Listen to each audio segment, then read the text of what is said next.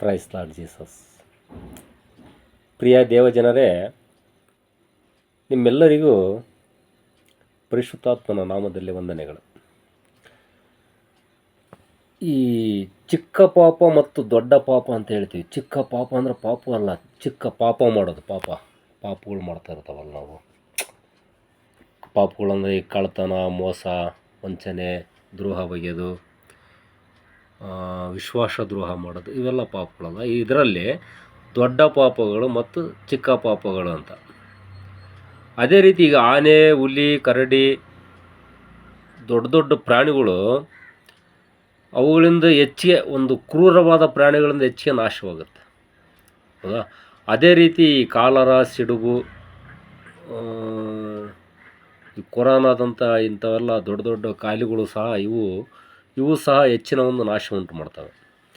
ಅದೇ ರೀತಿ ನಮಗೆ ಕಣ್ಣಿಗೆ ಕಾಣದೇ ರೀತಿ ಇರ್ತಕ್ಕಂಥ ಕೆಲವೊಂದು ಪಾಪಗಳು ನಮ್ಮನ್ನು ಹಾಳು ಮಾಡ್ತಾ ಇರ್ತವೆ. ನಮ್ಮ ಕಣ್ಣಿಗೆ ಕಾಣೋದಿಲ್ಲ. ಈಗ ಒಬ್ಬ ಹುಡುಗ ನಿದ್ದೆ ಮಾಡ್ತಾ ಇರ್ತಾನೆ. ನಿದ್ದೆ ಮಾಡ್ತಿರ್ಬೇಕಾದ್ರೆ ಕೆಲಸದ ಮನೆ ಆಳು ಒಂದು ಮನೆ ಯಜಮಾನನ ಮಲಗಿರ್ತಕ್ಕಂಥ ಕೋಣೆಗೆ ರಾತ್ರಿ ಹೊತ್ತು ಕಳ್ತನ ಮಾಡ್ಬೇಕಂತೇಳಿ ನುಗ್ಗುತ್ತಾನೆ. ಆವಾಗ ಆ ಕಳ್ತನ ಮಾಡಬೇಕಾದ್ರೆ ಅವನಿಗೆ ಎಚ್ಚರ ಆಗಲ್ಲ, ಗಾಢ ನಿದ್ರೆಯಲ್ಲಿರ್ತಾನೆ. ಇವನು ಮೊದಲು ಪರೀಕ್ಷೆ ಮಾಡ್ತಾನೆ, ಇವನು ನಿದ್ರೆಯಲ್ಲಿ ಹೋಗಿದಾರೋ ಇಲ್ಲ ಅಂತೇಳಿ. ಆಮೇಲೆ ಆವಾಗ ಅವನಲ್ಲಿರ್ತಕ್ಕಂಥ ಅಲ್ಲಿ ದುಡ್ಡಿನ ಪೆಟ್ಟಿಗೆಯನ್ನು ಇಟ್ಕೊಂಡು ಮಲ್ಕೊಂಡಿರ್ತಾನೆ. ಒಬ್ಬ ಸಾಹುಕಾರನ ಮಗ, ಆ ಸಾಹುಕಾರನ ಮನೆಯಲ್ಲಿರ್ತಕ್ಕಂಥ ಆಳು ಆ ಕಳ್ತನಕ್ಕೆ ಬಂದಾಗ ಅವನು ಯೋಚನೆ ಮಾಡಲ್ಲ. ಅವನಿಗೆ ಕಳ್ತನ ಇಂಪಾರ್ಟೆಂಟು, ದುಡ್ಡು ಬೇಕಲ್ಲ, ಬಂಗಾರ ಬೇಕು. ಈ ರೀತಿ ಅವನು ಬಂಗಾರ ತಗೊಂಡ ತಕ್ಷಣವೇ ಒಂದೇ ಸಲನೇ ಏನೋ ಒಂದು ದೊಡ್ಡದಾಗಿ ಸೌಂಡ್ ಬಂದಂಗೆ ಆಗಿಬಿಟ್ಟು, ಏನೋ ಒಂದು ಆ ಡೋರ್ಸ್ ಎಲ್ಲ ಸೌಂಡ್ ಬಂದ್ಬಿಡ್ತಾವೆ. ಡೋರ್ಸು, ವಿಂಡೋಸು, ಕಿಟಕಿಗಳು ಮತ್ತು ಈ ಬಾಗಿಲುಗಳೆಲ್ಲ ಸೌಂಡ್ ಬಂದ ತಕ್ಷಣ ಆ ಹುಡುಗನಿಗೆ ಎಚ್ಚರ ಆಗಿಬಿಡುತ್ತೆ. ಯಾರಿಗೆ? ಶ್ರೀಮಂತನ ಮಗನಿಗೆ.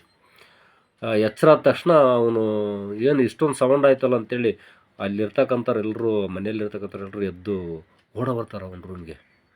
ಅಲ್ಲೆಲೂಯಾ!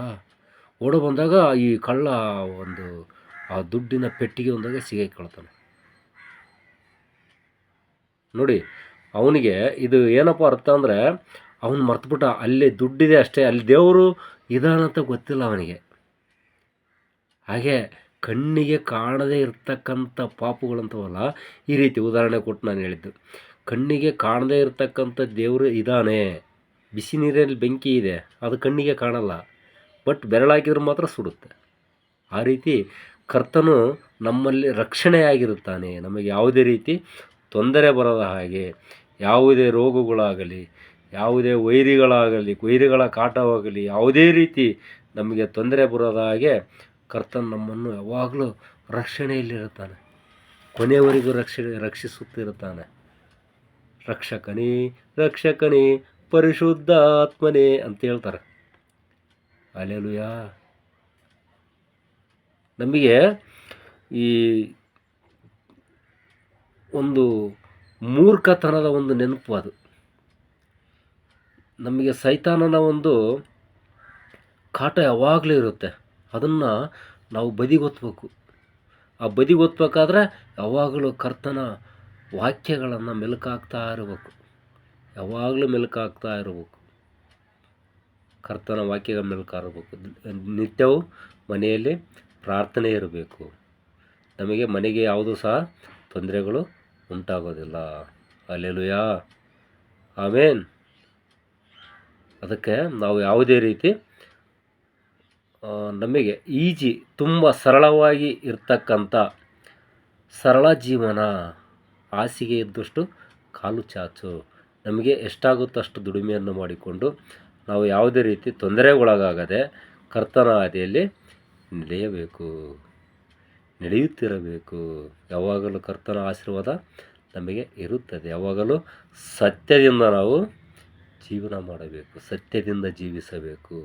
ಸತ್ಯವೇ ದೇವರು, ಸತ್ಯದ ದೇವರು. ನಮ್ಮ ದೇವರು ಸತ್ಯ ದೇವರು, ಪರಿಶುದ್ಧಾತ್ಮನು, ಪವಿತ್ರಾತ್ಮನು. ಹಲ್ಲೆಲೂಯಾ! ಆಮೇನ್.